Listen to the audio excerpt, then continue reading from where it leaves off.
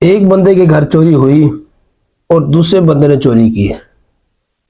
اب مجھے بتائیں کہ زیادہ نقصان کس کا ہوا، چوری جس نے کی ہے اس کا یا جس کے گھر چوری ہوئی ہے اس کا؟ آپ یہ بتائیں کہ بڑا نقصان کس کا ہے، اور ہم افسوس کرنے کے لیے کس کے پاس جاتے ہیں، جس نے چوری کی ہوتی ہے یا جس کے گھر چوری ہوئی ہوتی ہے؟ ہم افسوس کرنے ہمیشہ اس بندے کے گھر جاتے ہیں جس کے گھر چوری ہوئی ہوتی ہے۔ ہم نے کبھی بھی اس بندے سے افسوس نہیں کیا جس نے چوری کی ہوتی ہے۔ لیکن حقیقت میں بڑا نقصان اس کا نہیں ہے جس کے گھر چوری ہوئی ہے، بڑا نقصان تو اس بندے کا ہے جس نے چوری کی ہے۔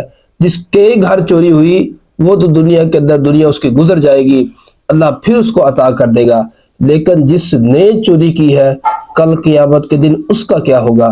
اس لیے جس بندے نے چوری کی ہو اس کے گھر بھی جایا جائے، اس سے جا کے افسوس کیا جائے، بھائی آپ کی آخرت خراب ہو گئی ہے، ہمیں بڑا افسوس ہے۔